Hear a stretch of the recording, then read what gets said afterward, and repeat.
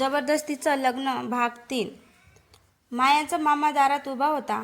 आरवने कठोर आवाजात विचारलं, मामा, तुम्हाला या फाईलबद्दल आधीपासून माहिती होतं का? मामा काहीच बोलले नाही. मायाने पुढे होत विचारलं, माझ्या बाबांच्या बाबतीत नेमकं काय झालं होतं? मला आज सगळं सत्य हवं आहे. मामांनी एक दीर्घ श्वास घेतला. माया, तुझ्या बाबांनी माझ्यावरही विश्वास ठेवला होता, पण त्यावेळी मी एक मोठी चूक केली. माया स्तब्ध झाली. कसली चूक? मामांनी फाईलकडे पाहिलं. मी काही कागदावर सही केली होती. मला वाटलं होतं की त्यातून तुझ्या बाबांचं नुकसान भरून निघेल, पण त्या कागदांचा वापर त्यांच्या विरोधात केला गेला. माधव काका लगेच म्हणाले, मग तुला सगळं माहिती होतं? हो, पण खरा सूत्रधार मी नव्हतो. आरवने विचारलं, मग कोण होता? मामा काही क्षण शांत राहिले. मग त्यांनी खिशातून एक जुना फोटो काढला. हा फोटो तुझ्या बाबांनी मला शेवटच्या दिवशी दिला होता. मायाने फोटो घेतला. फोटोमध्ये तिचे बाबा एका व्यक्तीशी बोलत होते. माया त्या व्यक्तीला ओळखत होती. तो त्यांच्या घरात अनेक वर्षापासून विश्वासू माणूस म्हणून येत होता. मायाच्या डोळ्यात धक्काच उमटला. हा आपल्या काकांचा मित्र? मामा म्हणाले, हो, आणि त्यांच्याकडे तुझ्या बाबांच्या सगळ्या कागदपत्राची माहिती होती. तेवढ्यात आरवच्या फोनवर एक मेसेज आला. जुना फोटो सापडला असेल तर सावध राहा. पुढचा पुरावा तुमच्या घरातच आहे. आरवने मेसेज मायाला दाखवला. माया म्हणाली, आपल्या घरात? सगळ्यांनी एकमेकांकडे पाहिलं. आता त्यांना समजलं होतं 15 वर्षाचं रहस्य अजून संपलेलं नव्हतं. ते तर त्यांच्या स्वतःच्या घरातच लपलेलं होतं. माया, आरव आणि सगळे घरात परत आले. आरवने दरवाजा बंद केला. आपल्या घरात पुरावा कुठं लपलेला असेल? माया विचार करू लागली. जुन्या कागदामध्ये, माधव काका म्हणाले. कदाचित, पण त्या मॅसेजमध्ये आपल्या घरात असं स्पष्ट लिहिलं आहे. तेवढ्यात मायाची नजर भिंतीवरच्या जुन्या फोटो फ्रेमकडे गेली. ती हळूच म्हणाली, हा फोटो? आरव तिच्याजवळ गेला. काय झालं? मायाने फोटो फ्रेमच्या मागे हात घातला. तिने एक छोटी चिठ्ठी चिटकवलेली होती. तिने ती काढली. चिठ्ठीवर फक्त एवढंच लिहिलं होतं, ज्याच्यावर सगळ्यांचा विश्वास आहे त्यांच्याच खोलीत सत्य शोधा. सगळे एकमेकांकडे पाहू लागले. आरव म्हणाला, म्हणजे घरातल्या कोणाच्या तरी खोलीत पुरावा आहे? मायाने विचारलं, पण कोणावर सगळ्यांचा विश्वास आहे? तेवढ्यात तिची नजर सुमित्राबाईंच्या भावांच्या खोलीकडे गेली. मामा लगेच म्हणाले, माझ्या खोलीत काहीही नाही. मायाने शांतपणे उत्तर दिले, मामा, मग आपण सगळ्यांसमोर खोली तपासूया. मामा काहीच बोलले नाहीत. दरवाजा उघडताच आरवची नजर कपाटावर गेली. कपाटाच्या आत एक जुन्या लोखंडी डब्बा होता. डब्बा उघडला. आत एक जुनी डायरी होती. मायाने डायरीचं पहिलंच पान उघडलं आणि पहिल्याच ओळीत लिहिलं होतं, मायाच्या बाबांना धोका देणारा माणूस माझ्या अगदी जवळ आहे. माया पुढचं पान उलटणार इतक्यात मामा घाईने डायरी तिच्या हातातून हिसकावून घेऊ लागले. आरवने त्यांना थांबवलं. मामा, आता ही डायरी कुठेही जाणार नाही. मायाने डायरी पुन्हा उघडली. पुढच्या पानावर एक नाव होतं. नाव पाहताच तिच्या चेहऱ्यावरचा रंगच उडाला, कारण ते नाव तिच्या स्वतःच्या आईचं होतं. मायाच्या हातातली डायरी थरथरत होती. आईचं नाव या डायरीत का आहे? मायाची आई काहीच बोलत नव्हती. आरवने डायरी तिच्या हातातून घेतली आणि पुढचं पान उघडलं आणि त्यावर लिहिलं होतं, मायाच्या आईला मी दोष देत नाही. तिने जे केलं ते आपल्या मुलीला वाचवण्यासाठी केलं. माया गोंधळली. म्हणजे आई दोषी नाही? मामा शांतपणे म्हणाले, नाही, तुझ्या आईने त्यावेळी एक मोठा त्याग केला होता. मायाने आईचा हात धरला. आई, मला सगळं सांग. आईच्या डोळ्यात अश्रू आले. माया, तुझ्या बाबांना जेव्हा सगळं समजलं होतं तेव्हा त्यांनी मला सांगितलं होतं की तुझ्यावरही संकट येऊ शकतं, म्हणून तू मला सोडून गेलीस. हो, मला वाटलं मी तुझ्यापासून दूर राहिले तर तुला कोणी शोधणार नाही. माया आईला मिठी मारते, पण आरव डायरीचं पुढचं पान वाचत असतो. अचानक तो थांबतो. माया, काय? आरव डायरी तिच्यासमोर ठेवतो. त्या पानावर लिहिलं होतं, मायाला वाचवण्यासाठी तिचं लग्न आरवशी करणं आवश्यक आहे, कारण आरवच्या वडिलाकडेच तिच्या सुरक्षेचा पुरावा आहे. माया आश्चर्याने आरवकडे पाहते. म्हणजे माझं लग्न फक्त योगायोग नव्हतं? आरव हळू आवाजात म्हणतो, नाही, तुझ्या बाबांनी हे लग्न आधीच ठरवलं होतं. तेवढ्या डायरीच्या शेवटच्या पानातून एक छोटा कागद खाली पडतो. त्यावर फक्त एक वाक्य होतं, आरवला सत्य सांगू नका जोपर्यंत माया स्वतः ते शोधत नाही. आरव स्तब्ध झाला. पण मायाच्या बाबांनी आरवपासून सुद्धा हे सत्य का लपवलं होतं? मायाने तो कागद पुन्हा पुन्हा वाचला. बाबांनी आरवपासून सुद्धा सत्य का लपवलं? आरव शांतपणे म्हणाला, कदाचित त्यांना माझ्यावरही पूर्ण विश्वास नव्हता. मायाची आई लगेच म्हणाली, नाही आरव, तुझ्या बाबावर त्यांचा पूर्ण विश्वास होता, पण त्यांना भीती होती की तुझ्या बाबांच्या मृत्यूनंतरही कोणीतरी हे सत्य लपवण्याचा प्रयत्न करेल. माया म्हणाली, मग आपण अजून कोणावर विश्वास ठेवायचा? तेवढ्यात माधव काका पुढे आले. तुमच्या बाबांनी एक गोष्ट माझ्यापासूनही लपवली होती. सगळे त्यांच्याकडे पाहू लागले. काय? माधव काकांनी खिशातून एक जुनी चावी काढली. ही चावी मला 15 वर्षापूर्वी मिळाली होती, पण ती कशाची आहे हे मला आजपर्यंत माहिती नव्हतं. आरवने चावी हातात घेतली. त्यावर एक छोटा क्रमांक कोरलेला होता, 27. माया अचानक म्हणाली, आपल्या घरात जुन्या स्टोअररूमला 27 नंबरचं कुलूप आहे. सगळे तिकडे धावले. दरवाजापाशी पोचल्यावर आरवने चावी कुलपात फिरवली. क्लिक. दरवाजा उघडला. आत जुन्या वस्तूंच्या मागे एक लाकडी पेटी होती. मायाने पेटी उघडली. आत एक जुना टेप रेकॉर्डर आणि एक लिफाफा होता. माया लिफाफा उघडणार इतक्यात तिची आई ओरडली, माया, तो लिफाफा उघडू नकोस. माया थांबली. माया म्हणते, का आई? आईच्या डोळ्यात भीती होती, कारण त्या लिफाफ्यात तुझ्या बाबांनी लिहिलेलं आपल्या कुटुंबाचं सगळ्यात मोठं सत्य आहे. माया काही क्षण शांत राहिली. मग तिने लिफाफा हातात घेतला आणि हळूच उघडला. मायाच्या हातात तो लिफाफा होता. सगळ्यांचे डोळे तिच्याकडे लागले होते. तिने हळूच लिफाफा उघडला. आत एक पत्र होतं. पहिल्याच ओळीत लिहिलं होतं, माया, जर हे पत्र तुझ्या हातात आलं असेल तर समज की माझं लपवलेलं सत्य तुझ्या समोर येण्याची वेळ आली आहे. मायाच्या डोळ्यात अश्रू आले. ती पुढे वाचू लागली. तुझ्या बाबांचा व्यवसाय बुडाला नव्हता. काही लोकांनी मिळून आमच्यावर खोटे आरोप केले होते, पण त्या सगळ्यामागे माझ्या स्वतःच्या कुटुंबातील व्यक्तींचा हात होता. माया थांबली. आरवने विचारलं, पुढे काय लिहिलंय? मायाने पुढचं वाचलं. माझ्या मुलीला वाचवण्यासाठी मला तिचं लग्न आरवशी लावावंच लागेल, कारण त्याच्या वडिलांकडे त्या कटाचा पुरावा आहे. आरव स्तब्ध झाला. म्हणजे माझ्या बाबांकडे पुरावा होता? माया पुढचं पान उलटणार इतक्यात पत्रातून एक जुना फोटो खाली पडला. फोटोमध्ये आरवचे वडील एका व्यक्तीला कागद देताना दिसत होते.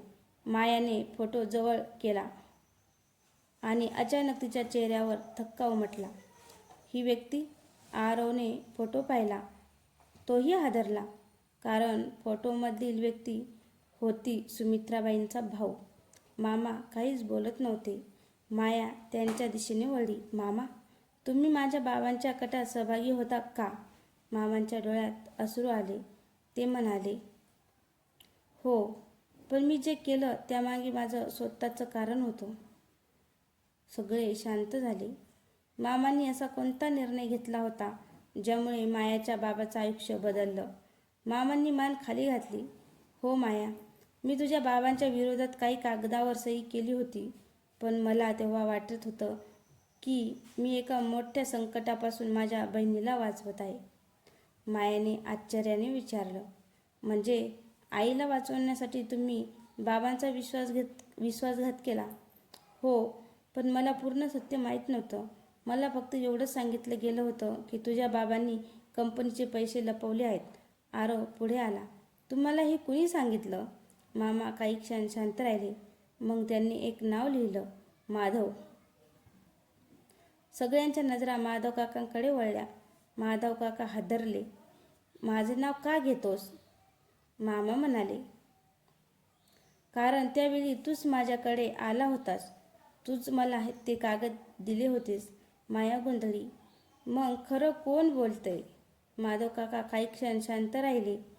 मग त्यांनी खिशातून एक जुना मोबाईल बाहेर काढला. याचं उत्तर यामध्ये आहे. मोबाईलमध्ये एक जुनी रेकॉर्डिंग होती. आवाज सुरू झाला, माधव, जर माझ्यासोबत काही झालं तर मायाला आरवसोबत लग्न करून दे. कारण या सगळ्यामागे जो माणूस आहे त्याला अजूनही वाटतं की माझ्याकडे त्याच्याविरुद्ध पुरावा आहे. माया थरथरली. बाबांचा आवाज. आरवने रेकॉर्डिंग पुन्हा पुन्हा ऐकलं. अचानक शेवटी एक वाक्य स्पष्ट ऐकू आलं. आणि त्या माणसाचं नाव सुमित्राच्या भावाला माहीत आहे. सगळे मामांकडे पाहू लागले. मामा घाबरला. नाही, मला ते नाव माहीत नाहीये. तेवढ्यात बाहेरून दरवाजा जोरात आपटल्याचा आवाज आला. सगळे दचकले. माया खिडकीतून बाहेर पाहते. अंगणात एक अनोळखी व्यक्ती उभी होती. त्याने वर पाहून मायाकडे पाहिलं आणि फक्त एवढंच म्हटलं, तुझ्या बाबांनी ज्याच्यापासून तुला वाचवलं तो माणूस अजून जिवंत आहे. माया थिजून उभी राहिली. तो माणूस कोण होता? तो माणूस कोण होता? मायांची नजर त्या अनोळखी व्यक्तीवर खेळली होती. तुम्ही कोण आहात? तो काहीच बोलला नाही. आरवने दार उघडून बाहेर जाण्याचा प्रयत्न केला, पण तो माणूस मागे सरकला नाही. अंधारात निघून गेला. आरव त्यांच्या मागे धावला, पण काही अंतरावर गेल्यावर तो दिसेनासा झाला. जमिनीवर मात्र एक जुना कागद पडला होता. आरवने तो उचलला. कागदावर फक्त एकच नाव लिहिलेलं होतं, विनायक देशमुख. आरवच्या हातातून कागद जवळ निसटला होता. हे तर माझ्या बाबांचं नाव आहे. माया धावत त्याच्याजवळ आली. म्हणजे तो माणूस बाबांशी संबंधित होता? आरव काही बोलण्याआधीच माधव काका म्हणाले, नाही, त्याहूनही मोठं आहे. माया त्यांच्याकडे पाहू लागली. माधव काका हळू आवाजात म्हणाले, तुझ्या बाबांच्या प्रकरणात विनायक देशमुखांचं नाव पुराव्यात आलं होतं, पण त्यांनी काही चुकीचं केलं नव्हतं. त्यांनी कोणाला तरी वाचवण्यासाठी स्वतःवर संशय येऊ दिला होता. मायाला काही समजत नव्हतं. मग त्यांनी कोणाला वाचवलं होतं? तेवढ्या सुमित्राबाई पुढे आल्या. त्यांच्या डोळ्यात अश्रू होते. मायाला आता हे सत्य सांगावंच लागेल. आरवने आईकडे पाहिलं. कसलं सत्य आई? सुमित्राबाईंनी थरथरत्या आवाजात सांगितलं, तुझ्या बाबांनी ज्याला वाचवलं होतं तो दुसरा कोणी नसून मीच होते. आरव स्तब्ध झाला. माया हादरली. आई, पण का? सुमित्राबाई काही बोलणार इतक्यात तिच्या फोनवर एक मेसेज आला. तुझ्या आईने तुला अजून सगळं सांगितलेलं नाही. माया फोनकडे पाहत राहिली. मग सुमित्राबाई कोणतं सत्य अजून लपवत होत्या? मायाच्या फोनवर आलेला मेसेज पाहून सगळे शांत झाले. तुझ्या आईने तुला अजून सगळं सांगितलेलं नाही. मायाने आईकडे पाहिलं. आई, अजून काय लपवलेलं आहेस? सुमित्राबाईच्या डोळ्यात अश्रू आले. माया, मी तुला वाचवण्यासाठी खूप काही लपवलं, पण आता तुला सगळं सांगण्याची वेळ आली आहे. आरव म्हणाला. आई, स्पष्ट सांग. सुमित्राबाईंनी हळू आवाजात सांगितलं, तुझ्या बाबांच्या प्रकरणात माझा थेट संबंध नव्हता, पण मला एका व्यक्तीबद्दल संशय आला होता. मी तो संशय तुझ्या बाबांना सांगितला आणि त्यानंतरच सगळं बिघडलं. माया विचारू लागली, कोणावर संशय होता? सुमित्राबाईंनी उत्तर दिलं, माझ्या स्वतःच्या भावावर. मामा दचकले. ताई. हो, सुमित्राबाई म्हणाल्या. मला वाटत होतं की तुझ्या बाबांच्या कागदपत्रामध्ये फेरफार करण्यामागे तुझा हात आहे. मामांनी डोळे पुसले. मी चूक केली होती, पण मी एकटा नव्हतो, माया म्हणाली. मग तुझ्यासोबत कोण होतं? मामा काही क्षण शांत राहिले. मग त्यांनी माधव काकांकडे पाहिलं. माधव काका म्हणाले, माझ्यावर संशय घेण्याचं कारण आहे, पण मीही एका व्यक्तीला शोधत होतो. आरवने विचारलं, कोणाला शोधत होते? माधव काकांनी खिशातून एक जुना फोटो काढला. फोटोमध्ये एक तरुण माणूस उभा होता. मायाने फोटो पाहिला आणि अचानक त्याचा चेहरा बदलला. हा तर आरवने फोटो तिच्या हातातून घेतला. त्याला पण धक्का बसला. फोटोमधला माणूस म्हणजे तोच अनोळखी व्यक्ती होता, जो काही वेळापूर्वी त्यांच्या घराबाहेर उभा होता. माधव काका म्हणाले, हा माणूस 15 वर्षापासून गायब होता आणि आता तो परत आला आहे. माया कुजबुजली. मग तू मला का भेटायला आला? माधव काका गंभीरपणे म्हणाले, कारण तुझ्या बाबांनी त्यांच्याकडे एक गुपित सोपवलं होतं, जे आजपर्यंत कुणालाही माहिती नाही. माया त्या फोटोतील माणसाकडे पाहतच राहिली. बाबांनी त्याच्याकडे कोणतं गुपित सोपवलं होतं? माधव काका म्हणाले, हे गुपित एका जुन्या रजिस्टरमध्ये आहे. तुझ्या बाबांनी ते रजिस्टर त्यांच्याकडे दिलं होतं. आरवने विचारलं, ते रजिस्टर कुठे आहे? माधव काका शांतपणे म्हणाले, माहिती नाही, पण तो माणूस परत आला आहे म्हणजे त्याला आता ते रजिस्टर कोणाला द्यायचं आहे हे ठरलं असणार. माया म्हणाली, मग मला त्याला भेटायचं आहे. सुमित्राबाईंनी लगेच तिचा हात पकडला. नाही माया, तू त्याला भेटायला जाणार नाहीस.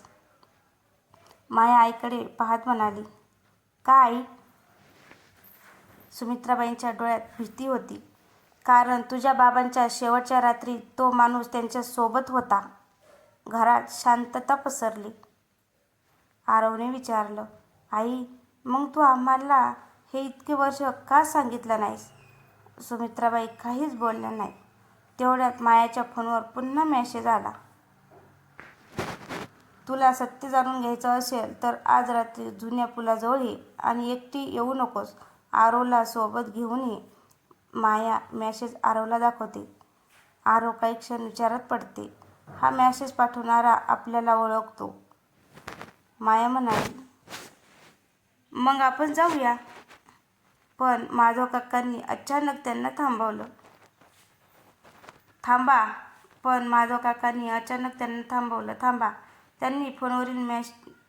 त्यांनी फोनवरील नंबर पाहिला आणि त्याच्या चेहऱ्यावर भीती उमटली. हा नंबर? माया म्हणाली, काय झालं? माधव काका हळू आवाजात म्हणाले, हा नंबर 15 वर्षापूर्वी तुझ्या बाबांच्या ऑफिसच्या जुन्या रेकॉर्डमध्ये होता. मायाच्या अंगावर काटा आला. मग 15 वर्षानंतर तोच नंबर पुन्हा कोण वापरत होतं? माधव काकांनी तो नंबर पुन्हा पाहिला. माया, हा नंबर साधा नाही. तुझ्या बाबांच्या जुन्या रेकॉर्डमध्ये हा नंबर शेवटचा 15 वर्षापूर्वी वापरला गेला होता. आरव म्हणाला, म्हणजे इतकी वर्षे हा नंबर बंद होता? हो, माया शांतपणे म्हणाली. मग आज अचानक माझ्याकडे मेसेज कसा आला? कोणीच उत्तर देऊ शकलं नाही. रात्री माया आणि आरव जुन्या पुलाजवळ पोहोचले. आजूबाजूला शांतता होती. काही मिनिटांनी एक व्यक्ती सावकाश त्यांच्या दिशेनं आली. माया त्याला पाहून म्हणाली, तुम्हीच मला मेसेज केला होता का? तो माणूस थांबला. आरव पुढे म्हणाला, तुम्ही माझ्या बाबांना ओळखत होता का? त्या व्यक्तीने मान हलवली. हो. आणि तुझ्या बाबांनी माझ्यावर शेवटच्या क्षणी विश्वास ठेवला होता. त्याने खिशातून एक जुना छोटा रजिस्टर काढला. हे त्यांनी मला दिलं होतं. मायाने रजिस्टर हातात घेतलं. पहिल्या काही पानावर व्यवसायाच्या नोंदी होत्या, पण शेवटच्या पानावर एक वेगळीच नोंद होती. जर माया कधी आरवच्या घरात सून म्हणून गेली तर हे रजिस्टर तिला द्यावं. माया आणि आरव एकमेकांकडे पाहू लागले. माया म्हणाली, म्हणजे बाबांना आधीपासून माहिती होतं की माझं लग्न आळशी होईल? त्या व्यक्तीने उत्तर दिलं, हो, पण त्यांना तुमचं लग्न फक्त नात्यासाठी नको होतं. मग कशासाठी? तो गंभीर झाला. कारण आरवच्या घरात एक अशी वस्तू लपवली आहे जी तुमच्या बाबांना निर्दोष सिद्ध करू शकते. माया दचकली. कुठली वस्तू? तो काही बोलणार इतक्यात दुरून एका गाडीचा आवाज आला. त्या व्यक्तीने घाईघाईने रजिस्टर परत घेतला आणि म्हणाला, आपल्याला इथून लगेच निघावं लागेल. कोणीतरी आपल्यावर लक्ष ठेवून आहे. माया मागे वळून पाहिले. रस्त्याच्या कडेला एक काळी गाडी उभी होती आणि तिच्या आत बसलेली व्यक्ती पाहून माया थिजली. कारण त्या गाडीत तिची आई बसलेली होती. कारण त्या गाडीत तिची आई बसलेली होती. तर मित्रांनो, जबरदस्तीचं लग्न भाग 3 हा भाग तुम्हाला कसा वाटला कमेंटमध्ये नक्की सांगा. आणि आपल्या चॅनलवर नवीन असेल तर चॅनलला सबस्क्राईब करा, जेणेकरून माझे